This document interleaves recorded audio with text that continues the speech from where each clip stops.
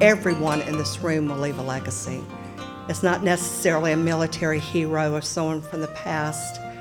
It's someone right here in the present and to pay it forward. And all of us have been through life's experiences, ups and downs, and our character of how we handle those experiences and what we do with them say a lot about who we are. And it is one thing, your character, as Kenny and I were pondering on it, that we realize everybody always says when you leave this world, you won't take anything with you, but you will. You'll take your character and the legacy of what people will say about you and what you did. Did you love enough? Were you kind enough? Were others a priority to you? And that is the one thing that I can say that this gentleman, Stuart Stout, that I'm going to introduce to you, I was told about his legacy of his daughter, Hope, about 8 years ago when we first founded Hope Abounds. And I read the book. The first publication of it was Legacy of Hope. And I was so inspired and so touched. And what a powerful story that his family, not only the legacy that his daughter has left, but that his parents carry on.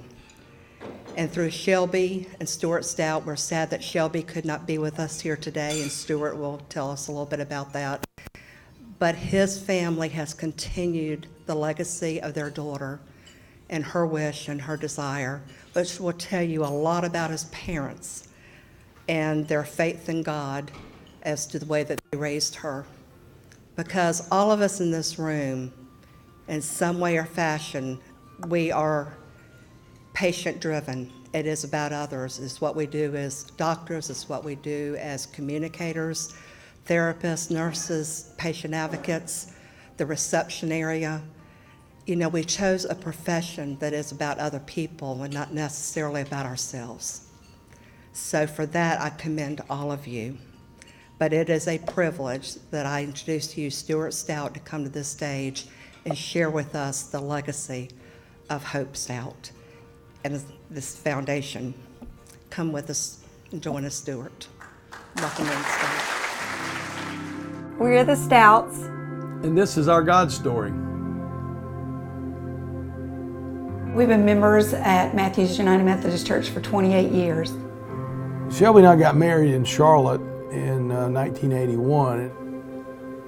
God blessed us with three girls. Austin, our oldest, and I were into sports big time, and Holly was a competitive cheerleader. Hope, being the youngest, was the only redhead. From about the moment she was born, she announced that she was going to be different.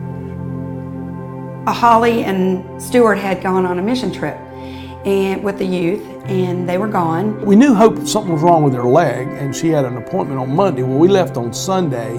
We went into the orthopedist, and he took one x-ray, and he saw something. They walked our chart up to the oncology floor in the same building, and I'll never forget that feeling. And I came back Thursday of that week, and then Friday's when we found out that it truly was the worst nightmare.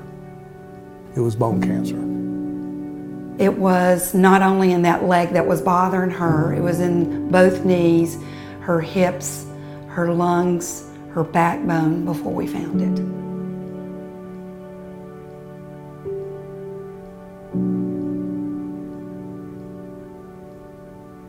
Very tough day, very tough time, but thank goodness we had the church and the youth group and everybody around us, and our family.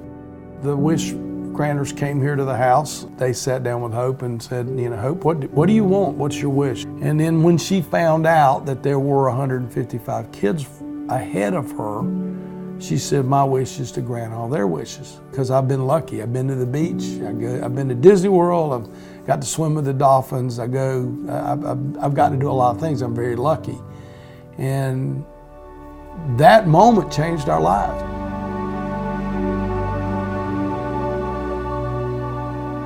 We've heard from a bunch of people here today, Hope, that are just blown away by this thought that you had when given that opportunity for a wish for yourself to say, what I want is for these wishes to happen for these other kids.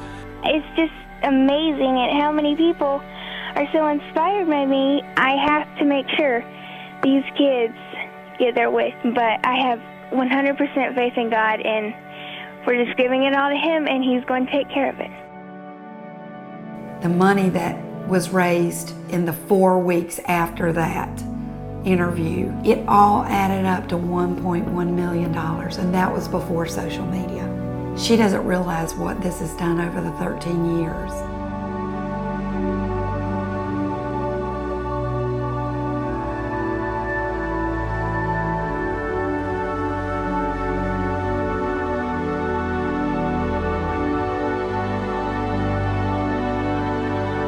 In the Bible, there's a verse that I remember that says that we're all masterpieces of God. And I just think, some masterpieces get finished before others. People say, why do you think He didn't heal Hope? But, maybe He was finished with her. She was perfect. Everything that she did for Him, she was a loyal and faithful servant, and she was a perfect masterpiece. And, when that masterpiece is finished, the artist is done. And then he can use it to glorify other people or glorify Himself.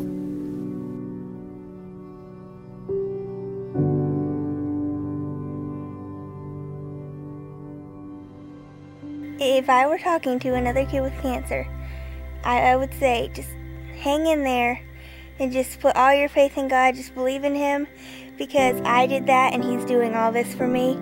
He may not do this much, but whatever He does, it will be just so amazing. Just put all your faith in God and let Him take care of things. Her 3 wishes: to be a movie star, have her hands on the Walk of Fame, be the first female president, and the future Miss Brad Pitt. So she had a friend, and she did the Pray with Hope poem that went on the back of all the shirts that we had made. You seized the day as you laughed and played. You have carried our hearts, now we shall never part. You made us smile and made everything worthwhile. You loved everyone the same. That gave you your fame. Nothing we can do or say will bring you back, but you will be in our hearts forever, and that's a fact. Have hope in God, for He now has hope. We are the Stouts. And this is our God story. What's yours?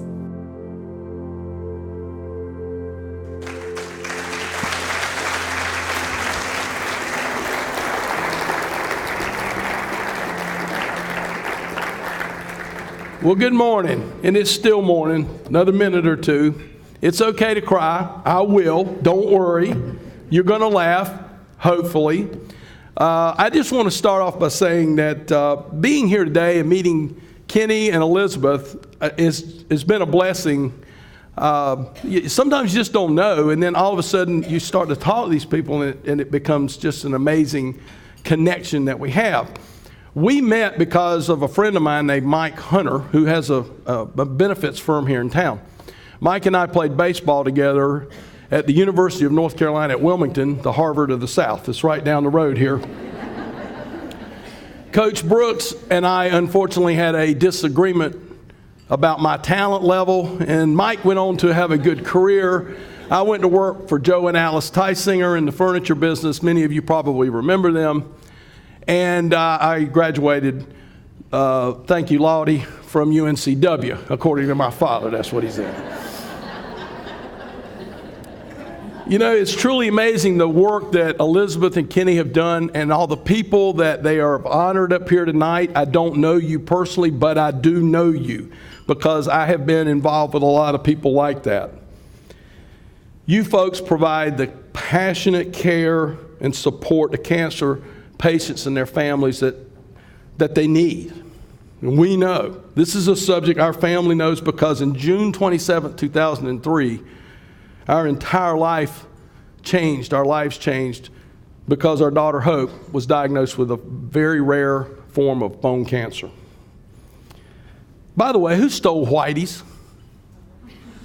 It's gone. How long has Whitey's been gone? That's like a Wilmington landmark. So when you figure it out, let me know, would you? I guess most of you know where Whitey's is. You know where Whitey's is, right? Okay, good. We're on the same page here.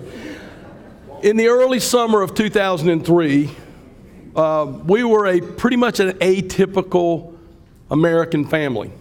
I live in Charlotte, right outside of Charlotte. God, as you saw, blessed us with 3 beautiful girls.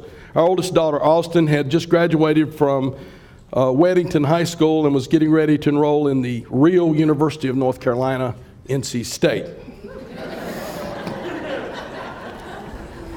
Always gets a rise. Holly was starting her sophomore year at Weddington, and Hope, our youngest and the only redhead, was ready to start the 7th grade. And that summer was right ahead of us. We had a whole 3 months ahead of us. We were looking forward to it. The kids were at that perfect age where you can still kind of control them, and we were all going to do some things, including going to Holden Beach for 7 days of fun in the sun. We have always gone to Holden Beach. It's one of our favorite places. Everything seemed just about perfect at that point in our lives, except for the knee pain that our youngest daughter was having. Hope was an all-star basketball player. She was very tall. She had grown 5 inches in 1 year. And so she had made the 7th grade basketball team, all-star team. And she, much to my chagrin, decided to become a cheerleader.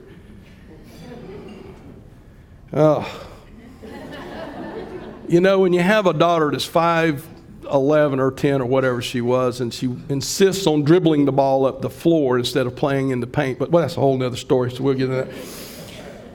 Our pediatrician at the time suggested that possibly this was due to some growing pains, that it could be from the scooter accident she had had a year before where she tore it open and there was 12 stitches, was in the same place. But he didn't think much of it. But after 3 weeks of continued pain, we decided we need to get this checked out. And it all started with a simple x-ray, as often cancer does. And it revealed a mass. And as Shelby said in the video, we were immediately rushed upstairs to the oncology department of the hospital, where a series of tests were set up for the next several days, culminating in a biopsy that was going to take place on Friday, June the 27th. On that day, Dr. Jeff Niesel informed our family that Hope had osteosarcoma, commonly referred to as bone cancer. The knee pain was indeed our worst nightmare, and in fact, it wasn't just in her knee, it was in her shoulder, her other knee, her spine, and her lungs. Now, there's just no way in the world that you can absorb that kind of information and think clearly. And very often in your life, these are the times when challenges and hardships hit you. And on their surface, they appear to be much, much bigger than you can even imagine and consider even undertaking.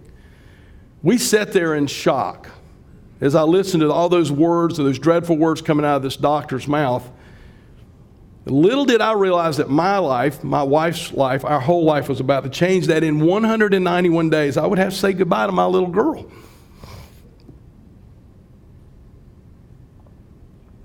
That seemed impossible to me. I didn't even consider it. What that did start that day was our journey of hope. Almost immediately, a regimen of chemotherapy was to start, but not before we got the chance to go to Holden Beach.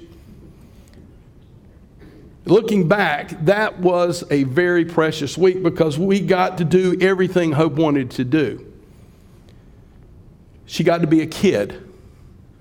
And although she didn't get to get in the water because of the biopsy, we had a great time, and she had a wonderful time with her cousins. Now, we're a pretty tight-knit group. I've got 4 cousins and their families, and so there's like 40 of us down at the beach. And every night we cook together, including one night called rib night, which I make the best ribs in the world. Just take that to the bank. And I remember sitting around one night, and Hope, the youngest of all of her girl cousins, were having that discussion about the inevitable loss of hair that chemotherapy brings. And being the good dad that I am, I stepped into the conversation, and I wish I hadn't. I said, well, Hope, your hair's going to fall out. Big deal. Well, it is a big deal to a 7th grader. And I said, it's okay. It'll grow back. I said, as a matter of fact, Hope, I'll fall on the sword with you. I'll shave my dome if your hair falls out. And Hope said, Dad, I hear chemo's going to get me very sick. That thought alone is making me sick right now. Don't ever bring it up again. So we started chemotherapy. We began to become very familiar with words like methotrexate and cisplatin. I didn't even know what those words were 24 hours earlier. And despite some early success with her stage 4 cancer, the next few months became very, very difficult. The summer came to a close, and with it, the kids went back to school. Hope was never fond of school, but when she could not go back and all of her friends did, it was a real issue. She was homeschooled, and that's very, very difficult to do. In between the chemotherapy treatments in the hospital, coming home and having to do homework. Football season rolled around, and Hope wanted more than anything in the world to be at the Weddington Middle School games with her fellow cheerleaders. And she also wanted to be with her father going to Carolina Panther games. We have been season ticket holders at the Panthers. We live in Charlotte, by the way, right outside of Charlotte, if I didn't mention that earlier, since day one. And I won't tell you the story about buying the tickets without my wife knowing about it and putting it on the credit card, but that's a whole nother story. But as it turned out, that was a blessing that we did not know was going to manifest itself until 2003. In fact, I have my own business, and so occasionally I would take clients to the game. And if I didn't take one certain little redhead, I was given the stink eye and got a bad attitude for the rest of the day. Like most fathers, I truly love all my children. We all have a special, special relationship. Austin, my oldest, and I share an intimate understanding and love of baseball. We are both long-suffering Baltimore Oriole fans, including again this year. We are mired in 4th place, and the Yankees are, oh, stop it. I don't want to hear about, oh, you were an Oriole fan. Okay, good. There actually are people. My apologies, sir. I was figured as Yankee fans going to stand up and do something. Holly was a competitive gymnast and cheerleader. If you've never been to a cheerleading competition, don't.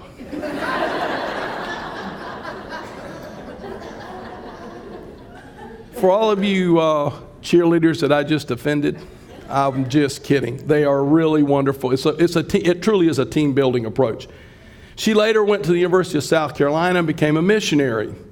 She served in India, the Philippines, and Nepal, and she met her husband while serving the Lord abroad. Last year, she blessed us with our only grandchild, granddaughter Louise. And I have about 300 pictures I'll be glad to show you if you want to stop by the table, including a video last night. She's starting to do the crawl thing, and it's the coolest thing in the world. My wife is with them right now. They live in Vancouver, Canada. That's 3,700 miles away. It's way too far. Holly had gallbladder surgery, and so Shelby volunteered to go take care of the baby. Everything's fine. She's doing well, but she could not be here, and she truly misses being here. Hope excelled at basketball, as I said earlier, and she insisted at being a point guard. She's pretty good at it, actually. During the very first game of the Panthers in 1996, I took Hope. It was right after my father passed away. It was the very first game at then Erickson Stadium. And it was a big deal for the Carolinas, of course. And so we were standing out in front of the stadium, and we bought PSLs, the permanent seat licenses that I alluded to earlier, and they put our family's name on the big Panthers out front. These are massive statues. If you've ever been in the stadium, you know what I'm talking about. And there was a lot of TV coverage, and a TV crew from Charleston, South Carolina. A guy came up to me and said, "Do you mind if I film your daughter?" And Hope was walking around the perimeter of this big statue. And I said, "Sure, go ahead." No telling what she's going to say. She's 5 at the time. So the reporter says, "Sure, let me go." And so he turns the camera on and he goes, "Hope?" "Yes." "Do you like the Panthers?" "Yes." "Do you like coming to the games with your dad?" "Yes." And so far, this wasn't turning out to be a very riveting interview. "So, Hope, aren't you afraid of that big panther behind you? It looks ferocious." "No." Well, why not? Because it's not real, silly. That reaction should give you some idea of what Hope Stout was all about. The youngest of 3 girls, she knew everything by the time she was 8, 9, 10 years old. And I never got a copy of that interview, and I wish I had, because it was priceless. August and the start of school came, as I said, and summer gave way to fall of 2003. In mid-September, after 3 months of chemotherapy, the sickness, the throwing up, you guys know, the hair loss, everything, we got word that the cancer, when the chemo stopped, the cancer would come back. Hope's medical team gave us 2 choices. One is you can try a new experimental drug, or we can just give up. Give up wasn't the word they used. Let nature take its course. Those were not words I was prepared to listen to, nor was my wife. One of the hardest days we faced in this journey was we had to come home and tell our daughter about her condition. Now, you medical people and professionals in this room know this. The day we got diagnosed, we met with a social worker, and the one thing she told us was this: you cannot lie to your daughter about her condition. You have to be honest with her, no matter how bad that is. That's hard to do. As a father, I'm protecting my children. I don't want them to know bad stuff. But we had to do this. We had to be honest with our daughter, and were from day one. So instead of age 12 in mid-September, of being a normal kid and being fussed at for homework not being done, or a room that was messy, we had to explain to our daughter that all this chemotherapy you just had done didn't work. And now we're going to try something else going to make you even sicker and could possibly kill you. That meeting with our daughter and Holly, she was there, Austin was at school. We went through the gamut of every emotion you can imagine. But we all came together at the end and Hope said, let's give it a shot. You know, I'd love to stand up here and tell you the great news that it worked. Everything clicked. The VP16, many of you oncologists probably know what that is. Some nasty stuff. Worked. It did everything. Cleared her cancer right up. She's now an amazing kid, amazing young woman. And she's working with homeless kids, or she's breaking through childhood hunger, or she's breaking the gridlock in Washington. She's done something with her life. But that isn't reality. But what that treatment did do was give us October.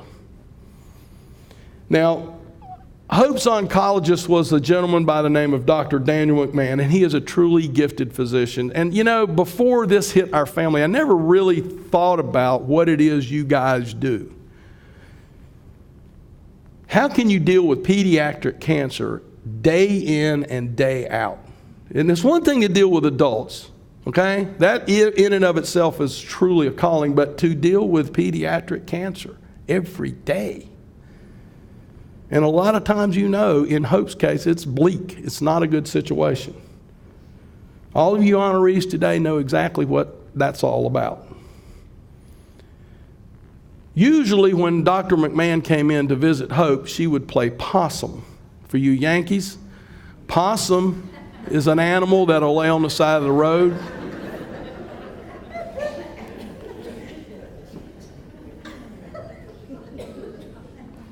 So one day Dr. Mack came in the room and Hope was immediately walked in, she's asleep.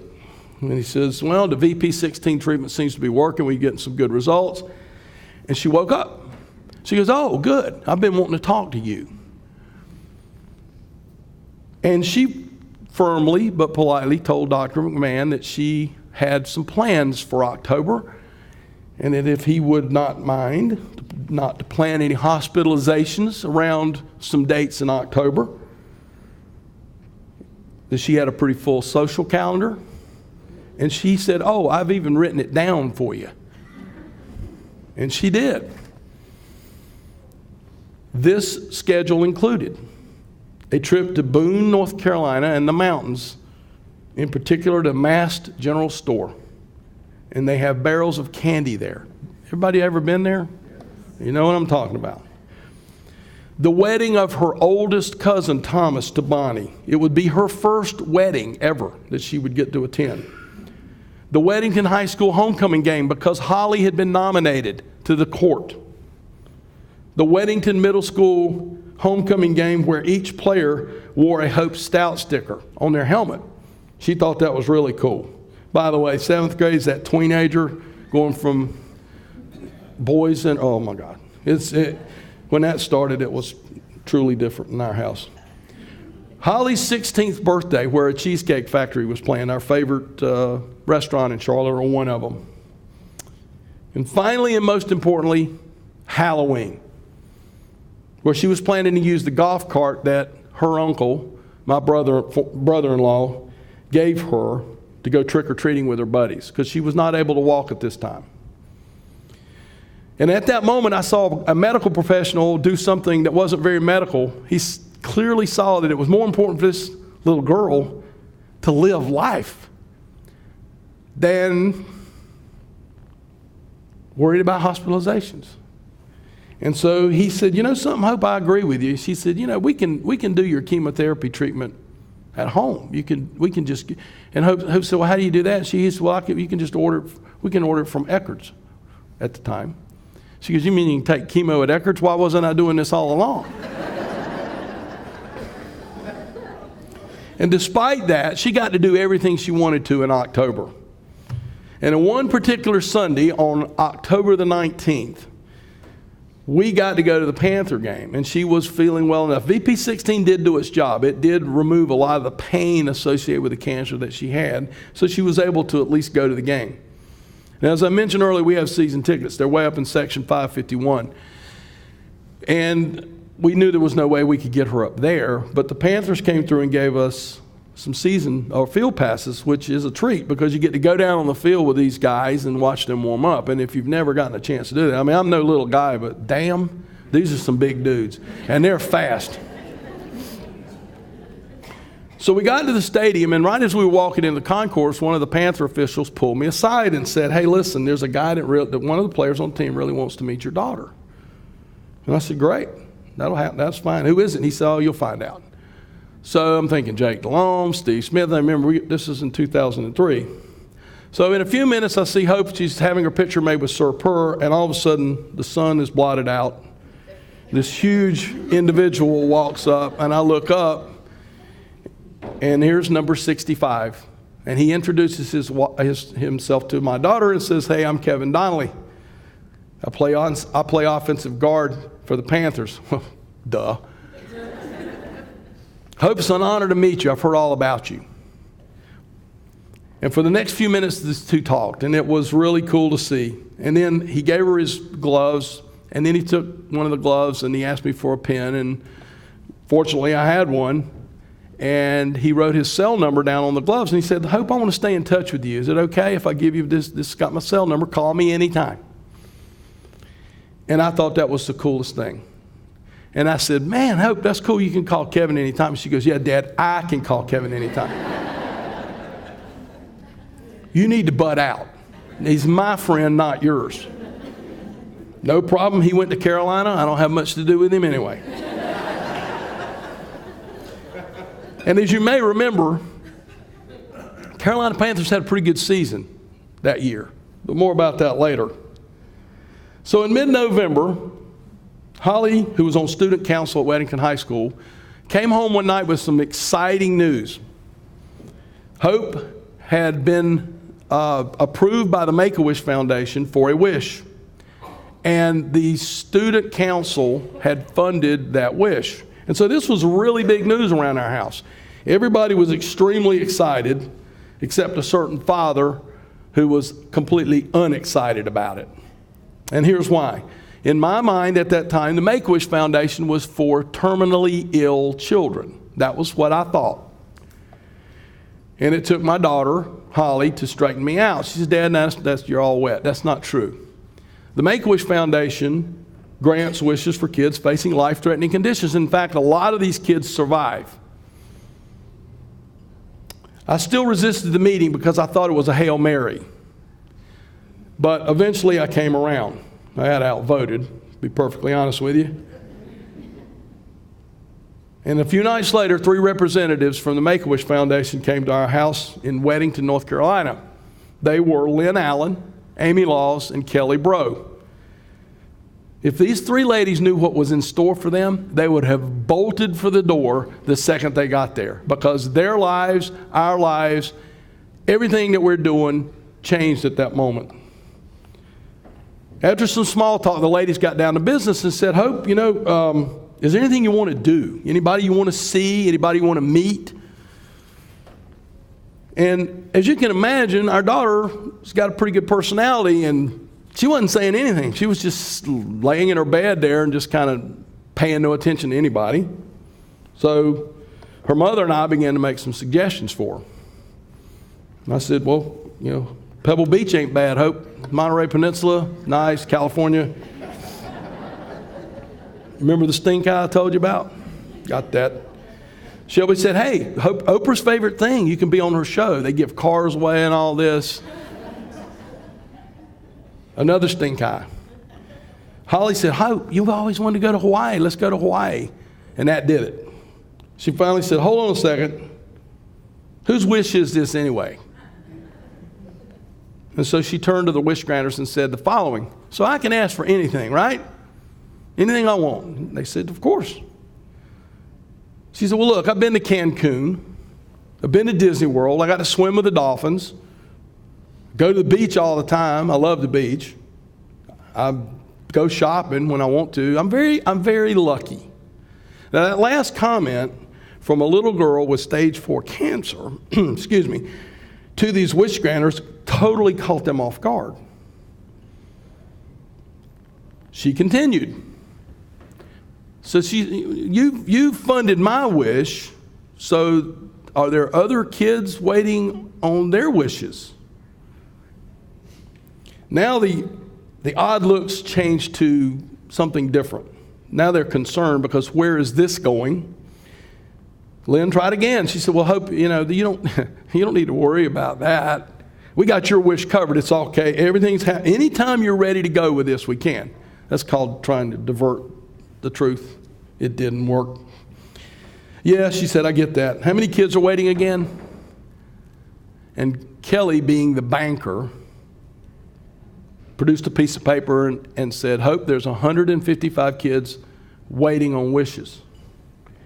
There are a few moments in your life where, and sometimes you don't realize them, where the trajectory of what you thought you were going to do bounces off and goes here. This was our moment. They're called seminal moments, change of life, whatever you want to call them. It doesn't really matter. And sometimes you don't recognize them until later, and we didn't at that moment. It was kind of well, isn't that nice? She wants to take care of all these little children that don't have a wish. How cool. How thoughtful. And then after a few seconds, Hope spoke these words. I've been very lucky.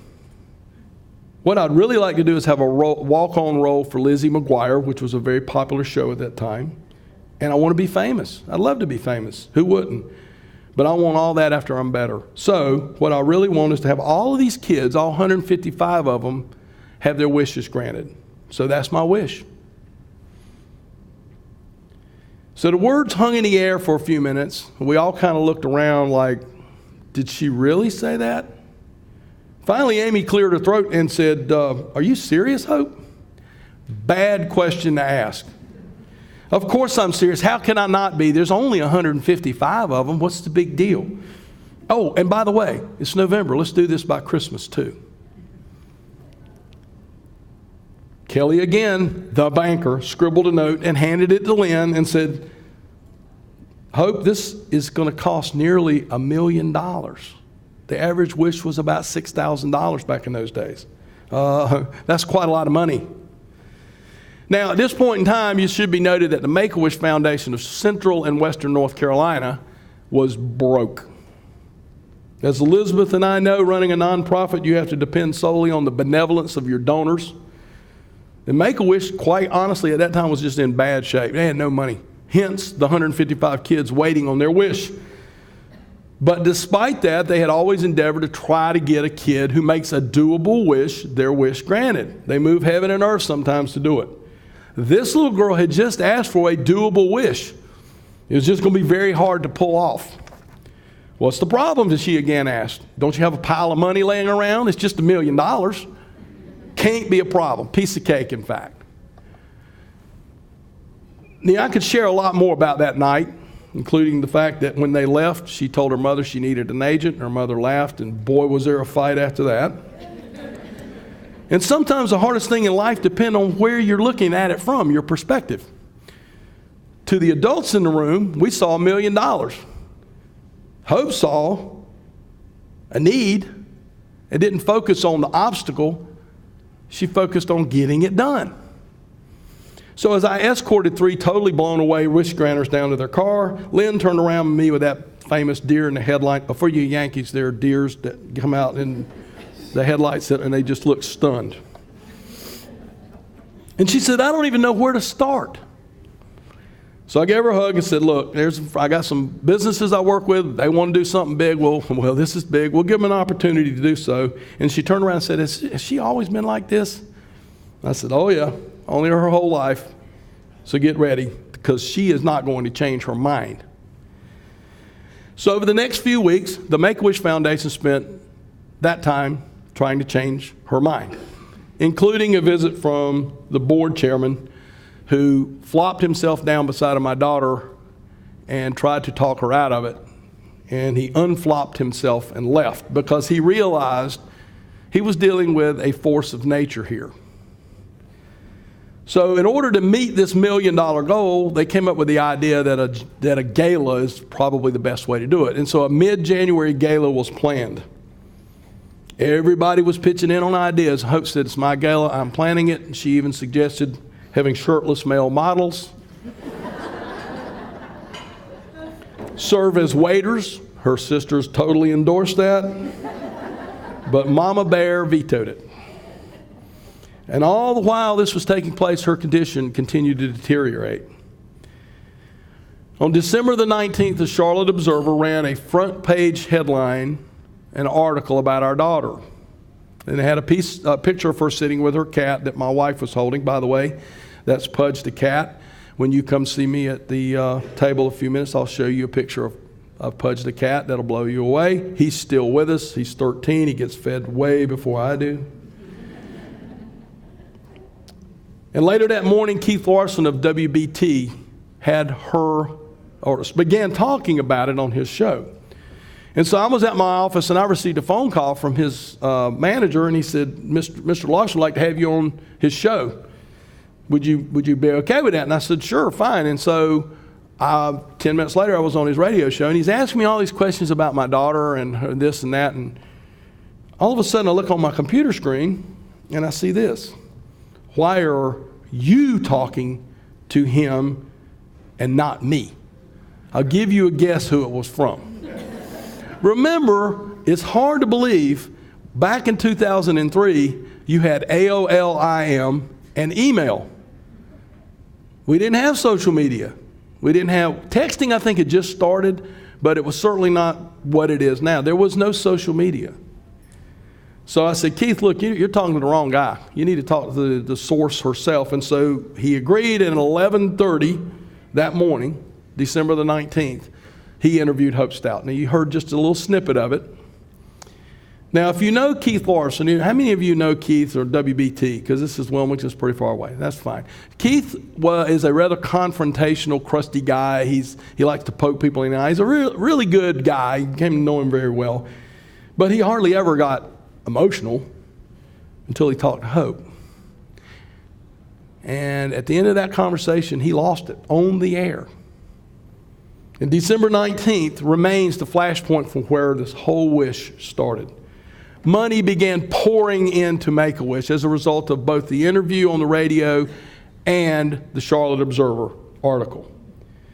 Volunteers had to be brought in just to manage the phones with people calling in. Families began bringing in their Christmas presents. Children, this one always gets me. Children were bringing in full piggy banks. Babysitting money. A local elementary school near our house had a walk-a-thon in a gym that's probably less sizable than this one, and they raised $23,000. One day a homeless man showed up in the office. He walked over and handed a very nervous volunteer a little paper bag. In it was a few dollars and some change, and he said, "He'll help that little Hope girl." Another day a family walked in. A gentleman walked in, and he had an envelope, and he said, our family was going to go to Disney World after Christmas. We've made the arrangements to donate this back to Make-A-Wish. And one of the volunteers said, thank you so much. He said, "Don't thank me, my kids thought of it." One day a gentleman walked in, handed somebody an envelope, turned around and walked out. The wish granter opened it up, and it was a $100,000 check made out to Make-A-Wish from Anonymous. Nobody has any idea who the guy was. Oh, and those Carolina Panthers, remember them? They went on a roll and did not lose another game all through December. Every Friday, Kevin Donnelly, as promised, would come and visit Hope. So here is a 6'5", 305-pound professional football player sitting on the couch with a frail, cancer-ridden little girl, watching SpongeBob SquarePants and eating suckers like nothing was wrong. In fact, one day, he brought over his jersey, and he's an offensive lineman, and so the jersey snapped underneath him. And Hope looked at it and said, "Well, you wear a onesie."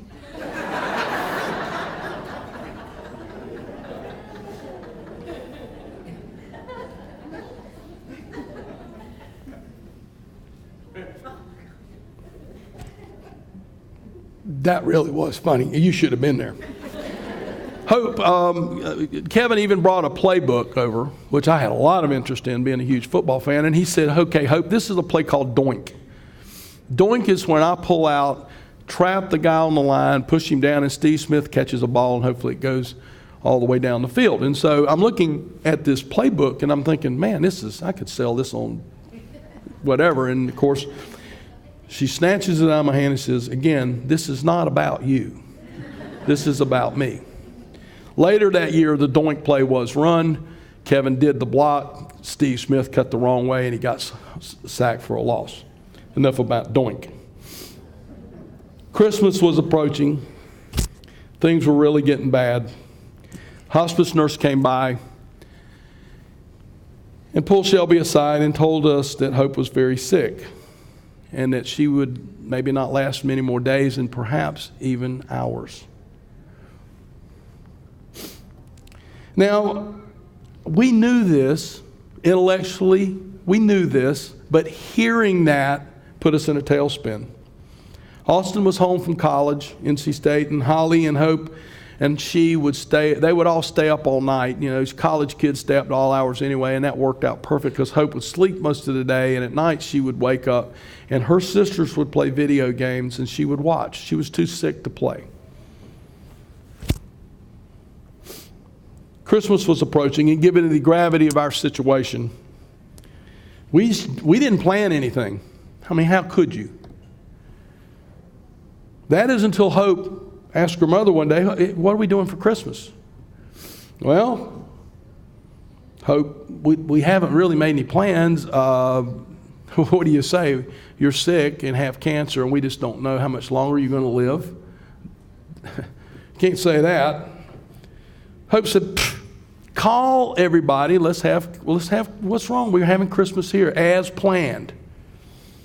Now, there was just one problem. We literally had no food in the house. And when I say literally, I mean literally. And so often happens in a situation like this, one phone call changed everything. So Shelby called her friend Annette, and within 2 hours our doorbell started ringing.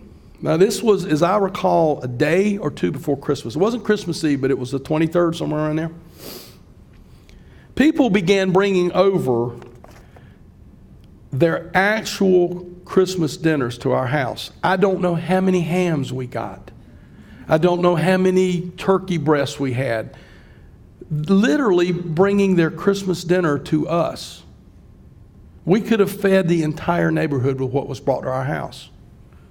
And I want to pause here and say this. I truly hope nobody in this room has to face what we faced, what you faced, having a child get sick. It's something that we as human beings we're not wired to do that. But I do hope that everybody, through some experience, gets to see how many people love you. We didn't know. We had no idea. And so we have a feast. We call Shelby's mom and dad. They live an hour away, and her aunt and her brothers and sisters. And we decided to have a Christmas party. And so on Christmas Day, they came over. And as often happens in a setting with 10 or 12 people, there's a lot of noise. Everybody's talking at the same time. And I have this mental picture of Hope trying to get everybody's attention. She couldn't talk very loud at the time. Finally, she raised her voice loud enough and said, "Hey, I'm dying over here." The room got immediately quiet. And she says, "Thank you. That's what it took to get all of your attention. I'm ready to eat. Let's eat." Now, that sounds like a little macabre story, but it goes to the heart of what Hope was all about at this point. She knew she was dying, but she didn't want to let it interfere with her family. And she hadn't eaten much in a couple days. And so hearing her say she wanted to eat, as you guys know that have been through chemo, that's the best news you can imagine. So we had a wonderful Christmas. And every subsequent day that passed, the hospice nurse would come by, take her vitals, look at us, shake her head. She said, I don't have an understanding of how she's still here. And each day, Hope would lift our spirits somehow. One morning, Shelby was sitting in the bed with Hope, right on the edge of the bed, and Hope was kind of mumbling. And we thought possibly it was from the morphine, the drugs, whatever. And Shelby said, "Hey, honey, who are you talking to?" Hope said, "That girl down on the end of the bed." "What girl, Hope?" And she said, "Oh, Mom, never mind, you wouldn't understand." Now, there are times in your life where you ask a question, and the minute it comes out of your mouth, you went, "Oh, why did I ask that question?" This was my wife's time to do that. Guess what she asked? "Honey, do you feel like you're dying?" There was a little pause. Hope's eyes flew open. She turned to her mother and she says, "Well, gee, Mom, I don't know. I've never done that before." We knew that that wasn't the day. We knew that that was not the day that we were going to lose her. And on January 3rd, 2004, the Carolina Panthers played the Dallas Cowboys in the first playoff game and beat them decisively. And during that game, ABC aired an interview with Kevin Donnelly about his friend Hope Stout. Hope was sleeping nearly all the time at this point. But I leaned over to the bed and I told her, "You know, Hoopy, now you are indeed famous," because this went out all over the world. And she gave me a little smile.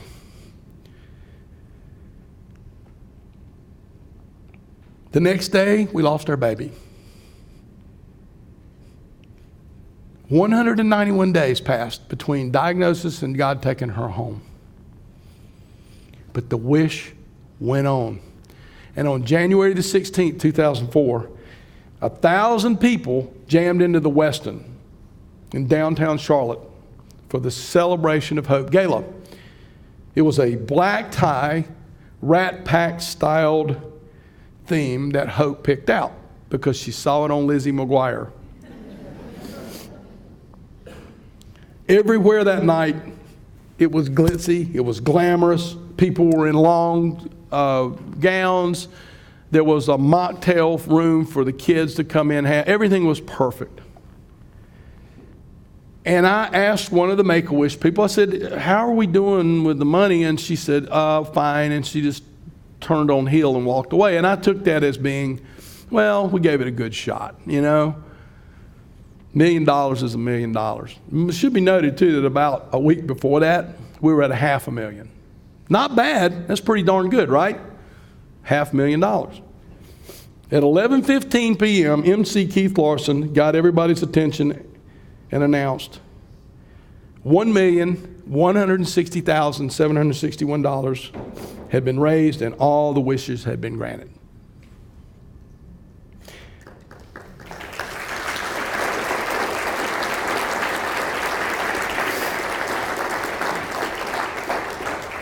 That is the moment that we found out. And that's my mother to my left. And behind me, who you cannot see, is my wife. Doesn't she look great? You see Kevin Donnelly, and you see my daughter Holly. 2 days later, they went to Philadelphia and won the NFC Championship and made it to the Super Bowl. That night, to this day, the people that were there still go, that is the most incredible night I've ever seen. The auction was insane. The stuff that went for, 2 footballs went for $25,000 each because some people signed them. It was incredible. So what about us? Hope's gone. Now what have we done? Well, in 2004, later that year, we established the March 4th with Hope Foundation, which assists families, much like Kenny and Elizabeth's organization does. We focus on the families of children that have not just pediatric cancer, but any illness that's life-threatening. We give housing, transportation, and utility grants. And we're going to start to work with the Barnes on some ideas that I have to tap into their resources to help our families with some of the advocacy that you're bringing out. And I'd love to take credit for the fact that we thought this up, but guess what? We didn't. While she was in the hospital, before the Make-A-Wish event happened, Hope and I were sitting in the room one day, and Shelby came in and she was crying. Now immediately Hope goes, "Oh, okay, Mom, what's the matter?" And I remember the telling the truth part. Shelby had just visited a lady down the hall whose daughter had kidney cancer, and she had had a transplant. The cancer came back, and so she was not in remission anymore. And now it was very, very serious. And that day, that lady, a single parent, lost her job. And so Shelby went down there and prayed with her and everything. And so naturally, that's a very difficult moment to have to absorb. So she comes back into the room, and Hope sees this. "Mom, what's happening?" And so Mom, Shelby, told her what was going on. "Dad, go right down that hall and give that lady some money." Once again, obstacles just aren't seen by some people. They aren't. They just see opportunities. So we had to explain to our precocious daughter that some people have to leave to go to work. That she was lucky because Shelby and I got to stay with her 24/7. She recognized that. By the way, the 24 part of that, mine was day, Shelby's was night, because the snoring apparently bothered my daughter so bad. She said, the chemo's bad enough, but you just don't sleep, you snore all night. So she booted me out. I have my own business. I was able to work out of the hospital room. So Hope had us 24/7, and she realized that. She said, we need to do something about this. And so we told our daughter when she was better, we would address that. We would do it. We had a thing called the Hope's Miracle Fund that came largely from a golf tournament that was done by some friends of mine in August to help our family with the expenses that we have. Obviously hospitalizations are expensive and there's treatments, etc. But it's the other stuff that's you don't think about. We had to have our roof replaced when all this good stuff was happening. So they gave us a check after Hope passed away for $22,000, and my wife and I remembered this conversation, and we decided to roll it into a foundation. We had no idea what a foundation was, how you set it up, but we did know the name. We named it the March 4th with Hope Foundation. Yeah, it was after our daughter, but March 4th was her birthday. It's the only command of the 365 days to March 4th. So that's what we did. And we started to accept grants. Like Elizabeth knows, sometimes you just take a step and wait for something to hit you in the head, and you just keep going and keep going. And so we've established a foundation, and it's just kept going year after year. In 2006, Shelby and I decided to co-author a book about this journey. If you want to test the durability of your marriage, co-write a book with your spouse. There were times when the process was so maddening it would have made Jesus cuss. But we did it, and we co-authored the book, and we had a wonderful editor, and it was initially entitled A Legacy of Hope. Thomas Nelson picked it up, published a book, much to our surprise. And then some people said, hey, this story is really, really good. Why don't we do a movie about your daughter's life? Well, that's fraught with a lot of challenges in and of itself. But we prayed about it, thought about it, and said, something, if we do this, we're not going to do it small, because Hope didn't think small. And she wanted to be famous. So we could have gone the small budget, let's go down that path, but we decided not to. So we dreamed big. And for starters, we hired Academy Award-winning, Oscar-winning screenwriters Diana Ossana and Larry McMurtry. All they've done is Brokeback Mountain, for which they won Academy Award. Larry's written Terms of Endearment, Streets of Laredo, Lonesome Dove. He's not very talented. Well, they weren't cheap either. But we've kept at it. We have done this all through independent financing. And now we have just signed a deal with Alcon Entertainment, who did The Blind Side, to produce the movie. And it starts filming in January in Charlotte. For the first time ever, the Make-A-Wish Foundation is endorsing a movie. They've never done it. The Carolina Panthers have thrown their support behind it. In April, we flew to the NFL offices and pitched the idea to them, expecting to be thrown completely out the door. Great story, but we got more important things to do. Not only are they behind it, they're promoting it all the way through and including the Super Bowl. The movie will be distributed next October. Now, it is a movie business, so if this doesn't happen, it's not my fault. But the movie, everything is on pace for the movie to be distributed by Warner Brothers next October. So you'll be hearing about Hope's Wish, I'm hoping, very, very soon. Offers are being made right now, and if you'd like to stay in touch with us on that, just visit our website. Again, it is such an honor to be able to sit here and tell you my daughter's story. We've experienced cancer firsthand. We know what Hope Abounds can bring to a family and to a patient. And what they do is truly outside the box thinking. Vital services that don't necessarily come to mind when cancer is diagnosed is what they address. The focus almost always when you diagnose with cancer is on the treatment and very little else. What's lost are the little things. Hope Abounds and Elizabeth and her husband. By the way, Kenny is this guy. I thought I knew a little bit about technology. I didn't know what this thing was until he gave it to me. So Kenny is doing remarkable things with their social media. And as all nonprofits do, we work together. We steal from one another what works and what doesn't work. And so I'm stealing a whole lot from this weekend. And it's all good. We focus at our foundation on keeping a family together during the toughest storm that you face, which is a child facing a life-threatening illness.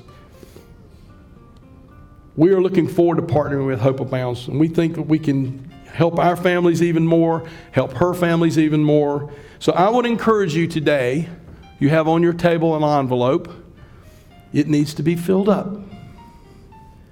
Like Hope said in her interview with Keith Larson, I'm just sitting here in the bed all day watching TV. Imagine what I can do when I get better. Well, folks, she's better. And in the spirit of hope, I truly hope you'll give generously to everything that Hope Abounds is doing this weekend. I think there's a go-kart race tomorrow. Sadly, I'm going to miss that. And then there's a black tie event. So, folks, it's time to be generous. Thank you so much for allowing me to talk about my daughter. God bless you all.